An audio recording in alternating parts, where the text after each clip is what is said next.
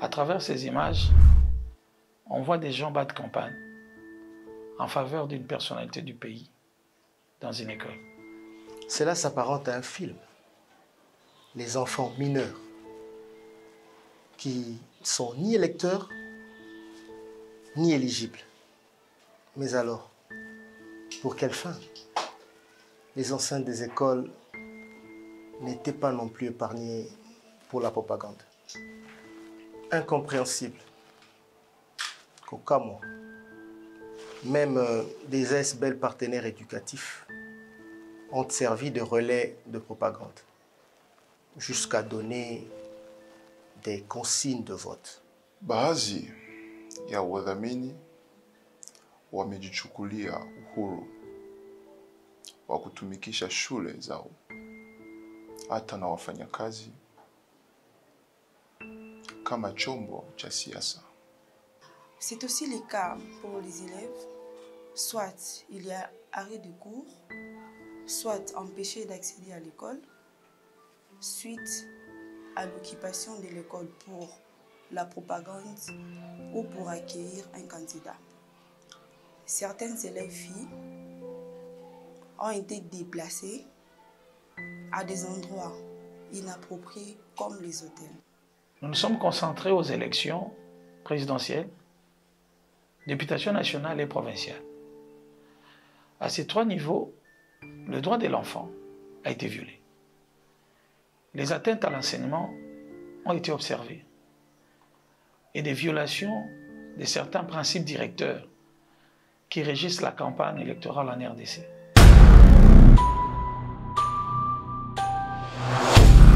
Nous avons en fait décrié que certains candidats se sont servis de l'enseignement national.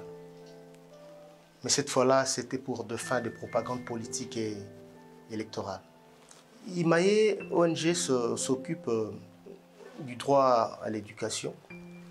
Quoi de plus normal que de s'assurer que le droit de l'enfant soit respecté, que le droit à l'éducation ne soit pas violé et que certains principes comme celui de la neutralité de l'administration publique ne soient jetés en pâture, bien qu'en étant dans une période, bien sûr, des campagnes électorales.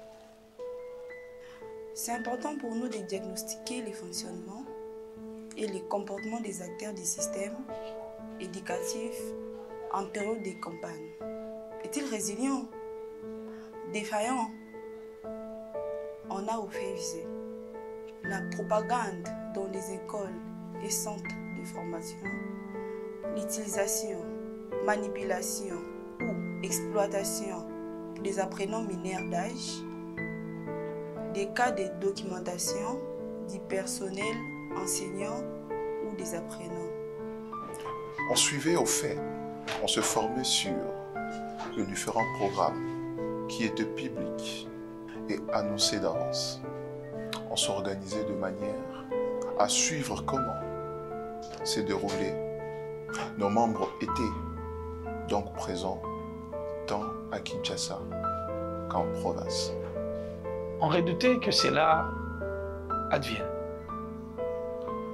Nous avons pris nos responsabilités comme société civile pour tirer la sonnette d'alarme une semaine avant le début de la campagne. On craignait sur les risques d'exploitation, d'utilisation et de manipulation des enfants, en l'occurrence des apprenants. On voyait venir les risques d'atteinte à l'enseignement, les menaces de violation de certains principes directeurs qui régissent bien sûr la campagne électorale en République démocratique du Congo.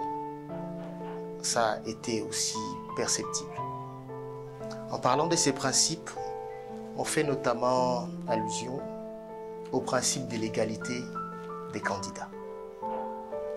Aussi au principe de la neutralité de l'administration publique et le principe de la légalité et loyauté des procédés de campagne. Ezala na ekolo Congo to pe na bikolo biso tolikia ete na mosala oyo tokosunga po ete makambo mai matali mambi mamobeko ya boyekoli mambi mamobeko ya bobateli bana mpe mambi ya bamiango mizali kosala ete mosala ya mbura matari ezala na bosomi na yango nyonso atako na eleko ya mabonano.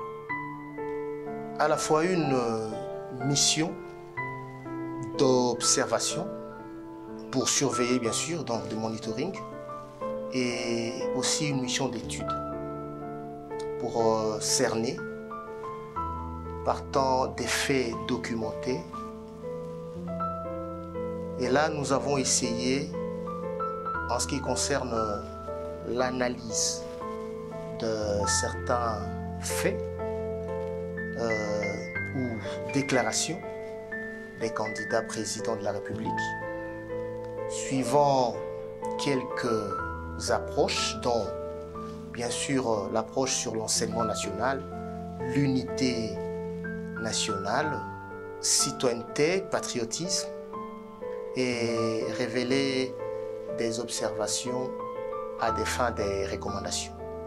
Aussi formuler des recommandations nécessaires aux autorités compétentes et aux différents organes de régulation, ainsi qu'aux instances internationales pour le renforcement du cadre légal et des mécanismes de protection du droit à l'éducation et celui, bien sûr, de l'enfant en période électorale.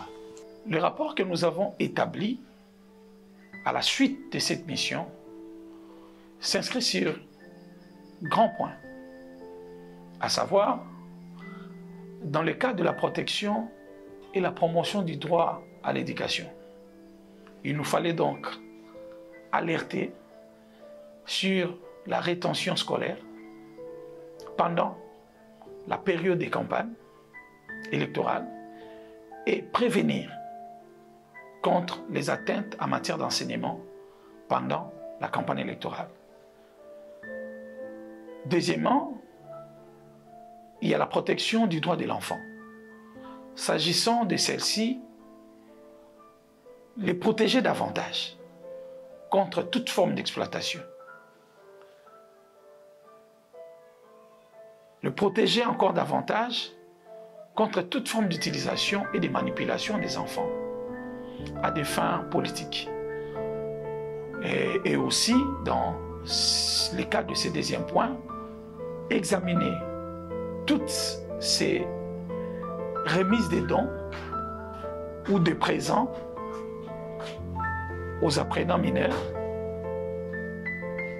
d'âge ou ces remises de dons au personnel enseignant ou encore aux écoles et centres de formation à des fins d'attirer la sympathie des tiers. Et troisièmement, c'est la protection et la promotion du principe de la neutralité de l'administration publique. Ici, il était question, primo, d'appeler à la protection du personnel enseignant et de l'administration scolaire ou académique. Secondo, d'appeler à la protection de l'inviolabilité des établissements d'enseignement et des formations comme institution où est assuré l'enseignement national qui est un service public. En réalisant donc cette mission périleuse avec des moyens très limités, en fait des moyens des bords, nous avons contribué tant soit peu à la plénitude de la promotion et de la protection du droit à l'éducation, à la plénitude du droit de l'enfant et du principe de la neutralité de l'administration publique en période de campagne électorale. Et nous en sommes fiers.